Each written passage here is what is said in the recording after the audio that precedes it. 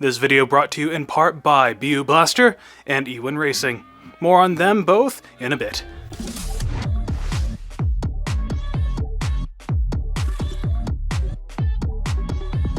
Long time no see, everybody! My name is Valor. Welcome back to the Armory, and today is a BU Blaster Black Friday Blaster Blowout Special. Say that 10 times fast. Today I've got count them, three blasters to show you, and they're all quite neat. Starting off is the Sci-Fi SMG pistol thing. It doesn't really have a proper name because it's one of those sort of generic-ish blasters, but it's still quite interesting coming from the Chinese makers. First of all, you've got this very cool sci-fi sort of styling. I know it is in a bit of a dark color scheme to use in the public, but thankfully the two different colors of plastic are separate pieces, so you can actually paint them quite easily. Up at the front, you've got an N-Strike-ish barrel lug.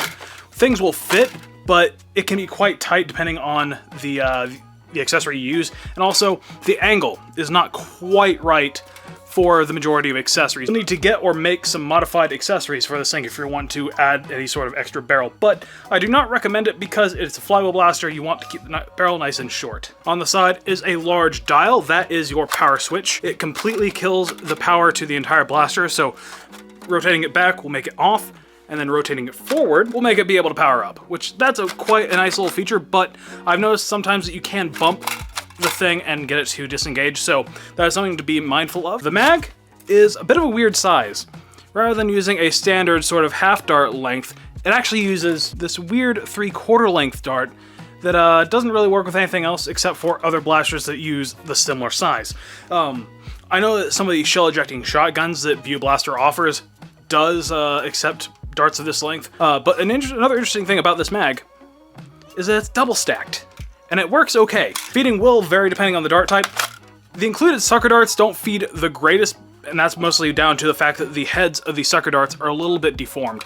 But with a cut down elite dart that has the narrower tip and everything, it actually does feed quite well. Moving back to the mag release there, it's actually a little bit of an odd place. It's a little bit too far to be comfortable to hit with your index, but I found you can actually hit it with your thumb as you pull, and it works just fine.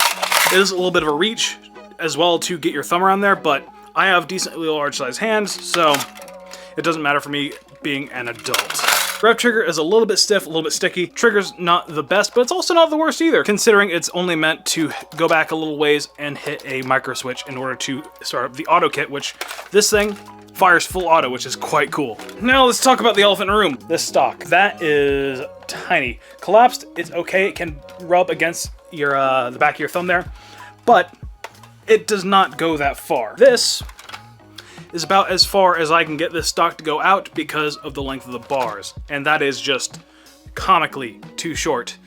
You're really, really shouldering it. I mean, I know it's obviously meant for kids, but still, kids can have long enough stocks to be comfortable for both adults and, you know. Another thing is the button for the stock will rub on your hand quite severely, and it is quite uncomfortable, at least for me. Wearing gloves, like I usually do when I play, does help somewhat, but it still rubs a bit, and it's quite annoying. One fix you can easily make for this would be to replace this stock with like a buffer tube or whatever. Just make sure the bars are kept fully locked in place and everything. It won't make it completely rigid, but considering the stock is held on with 2 screws on each side, that shouldn't be that hard to do. But before we talk any more about gaming in the field, let's talk about gaming at your desk. If you're like me, you're likely to have a very old computer desk that you bought from maybe Walmart or IKEA that is just not up to the task.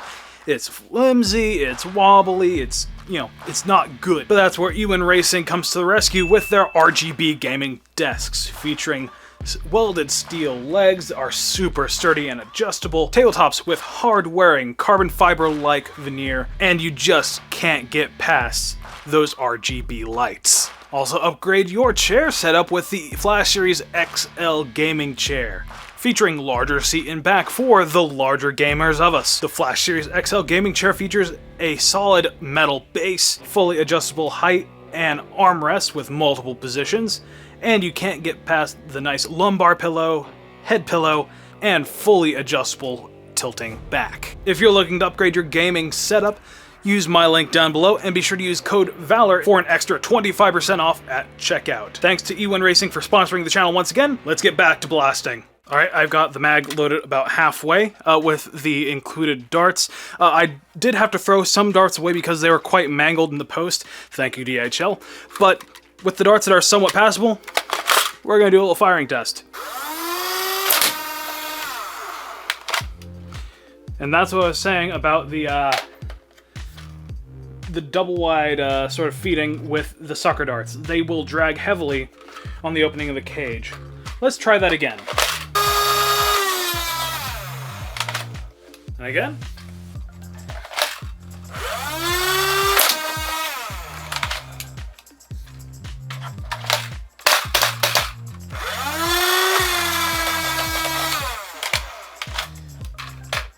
It's just not one to feed right at all. And that is just down to these darts. Yeah, and the feeding is just very unreliable with these suction head darts.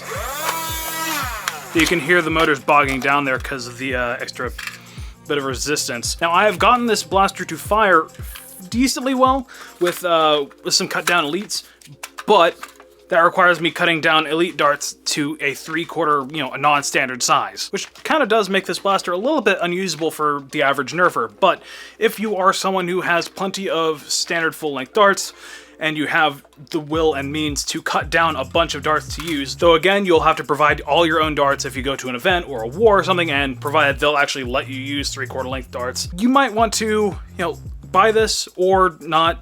Kind of sucks that I have 4 magazines for this thing now, because half-length darts can actually do quite well in a double stack mag feeding system because of the narrower tips that most of the darts that we use nowadays use. So I'm gonna have to see about either modifying the double stack mags to just use a half length and extend the pusher in this thing, or just straight up make this thing use talons with an adapter, which I actually have seen people do already. I believe it was either Piggy or one of his friends over in Singapore.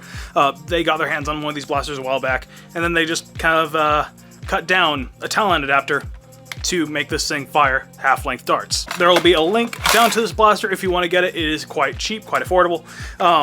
And the spare mags, take it or leave it, but again, links down below. Another offering from BU Blaster, the Worker Phoenix 2.0, and you can tell this is an early Chinese model because of the lack of orange tip. Being the successor to the original Worker Phoenix, this thing takes the half-length mags, is full auto with an adjustable speed. But this thing has a blue metal gearbox in here, which makes it slower. Internally, this thing rocks a whole 3 stages of flywheels, which is a bit, let's say, inefficient, considering the FPS this thing provides. With the full 3 stages, you can expect anywhere from 150 to 175-ish, at least in my testing with Adventure Force darts. It features a removable foregrip, which does not fold, which some people have slammed Worker for, but it is what it is.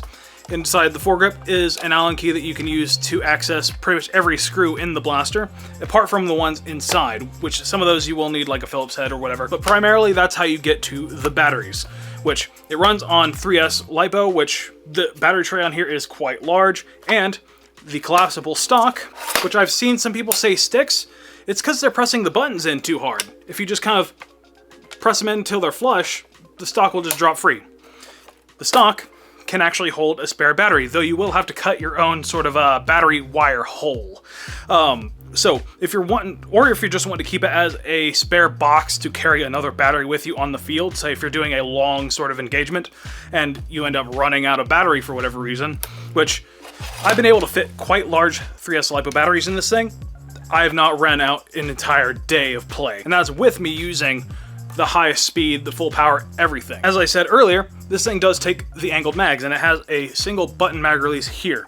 It is right-hand friendly, but I've seen some people review this thing saying it can't really be used that well by lefties. I beg to differ, because I'm not even hitting the mag release. You can actually just pull the mag out because the mag is more of a detent. So even if you're a lefty, you can use this blaster just fine just by pulling your mags out. Obviously you won't be able to drop them as easy, but it's still an option if you're left-handed. But yeah, the aesthetics of this blaster are phenomenal.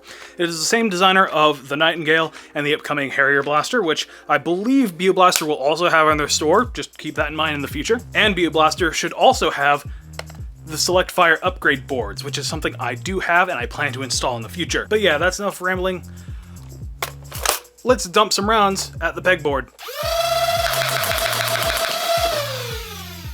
Yeah, not the highest fire rate, but it's still completely usable, especially if you want to conserve ammo. And you can still reliably pull off single shots just by pulling the trigger once. This thing is basically a rapid strike inside, so it will just complete that cycle. And with the extra power and utility of a Select Fire board, this thing will be a monster on the field. And I have seen the English sort of Select Fire kits out there now. I'm not sure when those are out. They might already be out, I don't know. But if they do, BU Blaster will likely have them. If you want to get yourself one of these, there will be links down below to BU Blaster. Up next is likely something you've seen already and probably already have one maybe. The S200 Fire Rat, but this one's in a carbine kit that I don't think you can easily get right now. I think that the store I bought this from is going to have to restock soon. But yeah, this takes the Fire Rat, which is a lovely little compact pistol that takes small magazines and turns it into a pump action beast. Considering this thing actually has same sort of internals as a Lynx, you can actually slam fire this, and having a pump action makes it a whole lot easier compared to the original slide on the back of this blaster that had those claws you had to pinch. This kit fixes all of that. I have an extended barrel in here just to give me a little bit more power, along with a slightly stronger spring. And up front, I've got a nice little foregrip, which came from another blaster that Jinwei makes, which is the S100 War Saint. Enough rambling and gushing about this blaster with all of its accoutrement. We're gonna dump some rounds at the pegboard once again.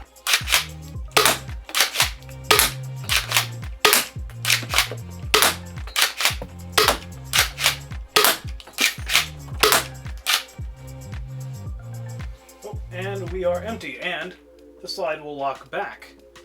You can release it just by adjusting this little thing right here. And the springs still have enough power to push the entire pump forward, despite the fact this is steel arms on this blaster. Now, obviously, you would want to go out into a park with this blaster currently. They only offer this kit in black, so that's something to keep in mind of. You'll have to paint it and everything just to make it, you know, park worthy. Once again, thanks to BU Blaster for providing all of these awesome blasters for me to show off and parade in front of a camera. And if you're wanting to get any of these blasters for yourself, BU Blaster is going to be having a sale, and be sure to use code YouTube at checkout to get an extra 15% off your order. And again, I wanted to thank the patrons for being so patient with me over this past month. I've been sort of riding a bit of a roller coaster, as it were. I just want to thank them again. I am humbled by their support, even the ones that have even joined during the time of me not uploading anything. But I still try to be available to, help them with any problems they might have and everything. Again, I'm very thankful to them. And again, if you want to join the ranks of my Patreon armorers, there will be links down below if you want to help support the channel. All of the money I make from the Patreon goes right back into this channel to make things better, buying lights, buying a camera, buying a new microphone or anything, which I've been so lucky to be able to have the support to be able to buy all this equipment. As ever, my name is Valor. Thanks to EWIN Racing. Have a good one.